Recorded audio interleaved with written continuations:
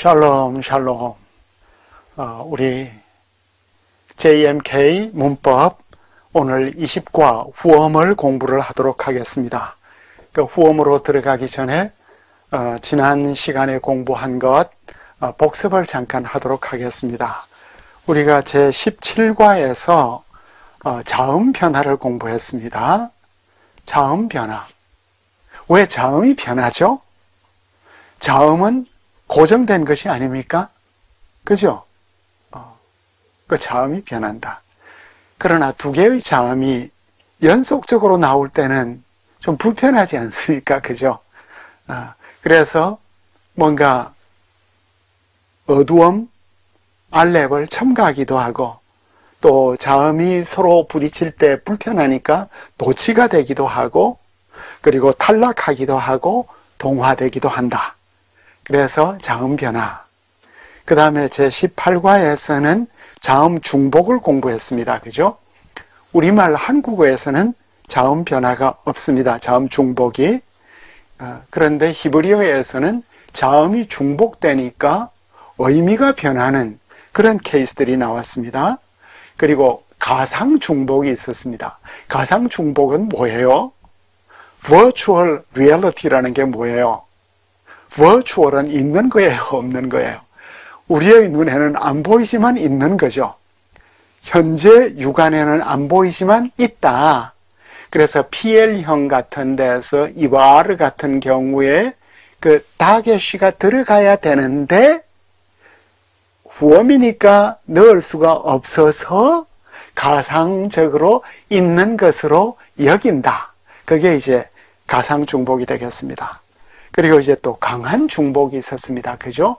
그거는 강다게시로 표현됐습니다. 그리고 자발적 중복이 있었는데 이건 형태소적인 거죠. PL형에 있어서는 음소적이라기보다는 형태소적으로 기텔 할 때 다게시가 들어가는 이런 것은 자발적 중복이라고 말할 수 있겠습니다. 그리고 이제 제19과에서는 버가드 크파트의 마찰음화를 보았습니다. 그죠? 원래 버가드 크파트는 파열음, 플로시브였는데 마찰음, 프리카티브, 뭔가 이제 프릭션이 일어난다는 거죠. 프리카티브. 그래서 한국어에서는 마찰음이 시옷, 쌍시옷, 히읗이 마찰음이래요. 그런데 마찰음에서 우리가 또 하나 짚고 넘어갈 게 뭐죠?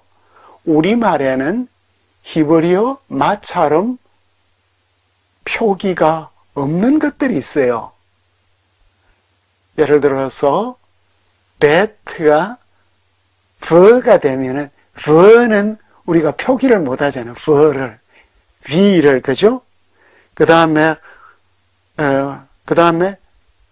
파트 요피 야페 할 때 F 표기가 그 세종대왕께서는 만들었는지 모르겠는데 지금 우리는 V 표기가 안 되고 F 표기가 안 되고 그리고 브레시스 타브가 마찰음이 될 때 TH가 될 때 헬라어 페타를 우리말로 표기할 때 굉장히 어렵잖아요. 이걸 시옷으로 할런지 디귿으로 해야 될런지. 그래서 이 우리말 이 자음을 그 V나 F나 Th나 이런 걸 표기할 수 있는 우리말 자음을 좀 고안을 했으면 좋겠어요. 그죠? 자, 오늘은 이제 후엄 제20과 후엄 자음으로 들어가는데 후엄 자음과 레쉬 그리고 레쉬의 중복이라고 했습니다. 히브리어 후엄 문자는 몇 개죠? 4개입니다. 그죠? 알렛, 해, 캣, 아인이에요. 그리고 설음, 설음은 혀에서 나오는 거죠. 설음, 레쉬는 후엄이 아니지만 후엄처럼 취급돼요. 그 후엄하고 성질이 비슷하다는 거죠. 그래서 이제 레쉬는 유사 후엄이라 한다. 그런데 이제 그럼 이 주옥 무라우카 문법의 기여가 무엇이냐? A를 보시면 이 네 개의 후엄은 의심할 여지 없이 히브리어의 어떤 단계에서 중복되는 현상이 있었을 거래요. 그러니까 고대 히브리어나 원시 히브리어에 있어서는 후엄도 중복이 되었다는 거예요. 왜냐하면 일반적으로 세모에서 후엄 중복이 나타나기 때문이에요. 그런데 우리가 지금 공부하고 있는 히브리어는 성서 히브리어잖아요. 그 성서 히브리어 시대 때는 후엄이 사라졌어요. 중복이, 후엄 중복이. 그런데 각주 2번에 보시면 창세기 43장 26절에 와야비우의 알렙의 다게시가 있네요. 그리고 레위기 23장 17절 다비우의 다게시가 있잖아요. 욥기 루우에도 다게시가 있는데 왜 알렙 안에 다게시가 들어가 있죠? 이거는 뭐죠? 중복이 아니라 이게 알렙이 모음 글자로도 사용이 될 수 있는데 이건 모음 글자가 아니다. 마테르가 아니다. 는 걸 알려주기 위해서 사용된 거래요. 재밌죠? 자, 그 다음에 이제 자음에 있어서 성서 히브리어 시대 때 후엄은 중복이 안 되지만 그럼에도 불구하고 약한 중복이나 가상 중복은 또 있을 수 있대요.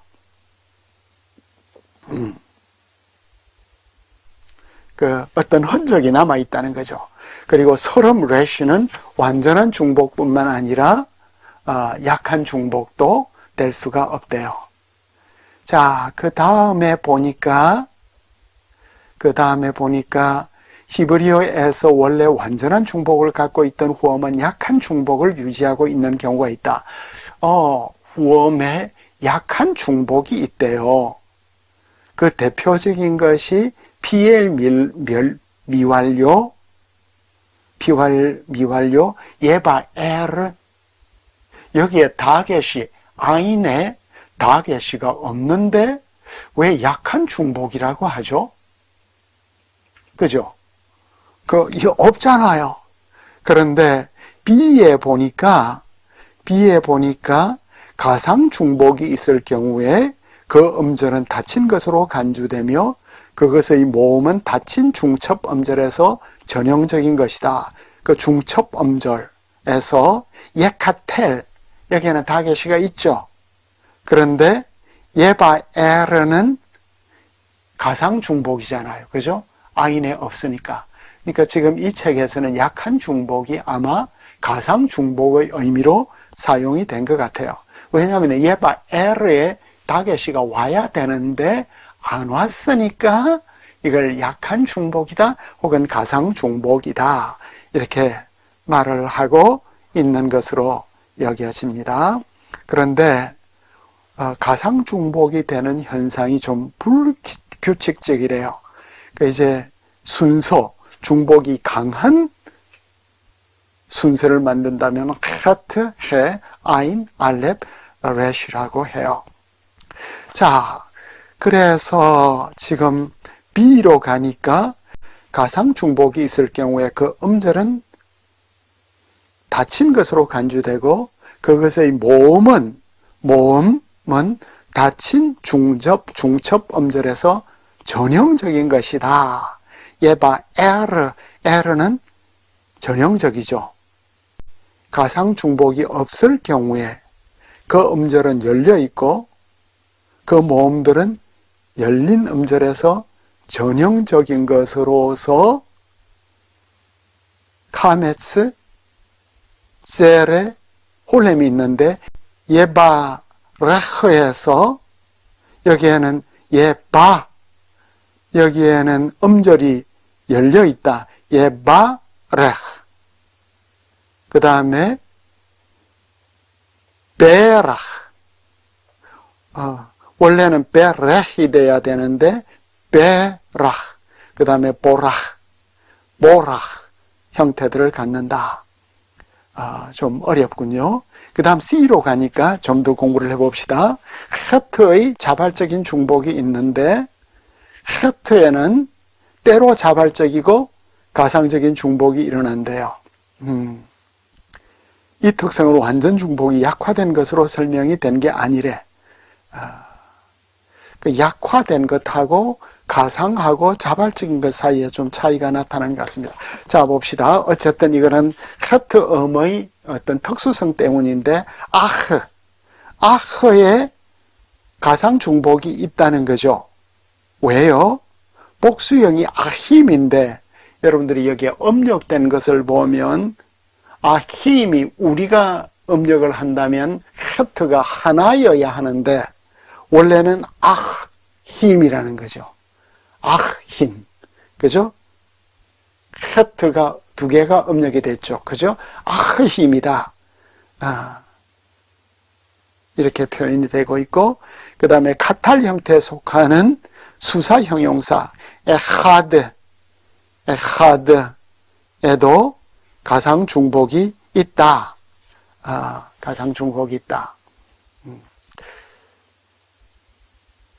그 다음에 이제 카틸 형태에도 아헤르에 가상 중복이 일어난다.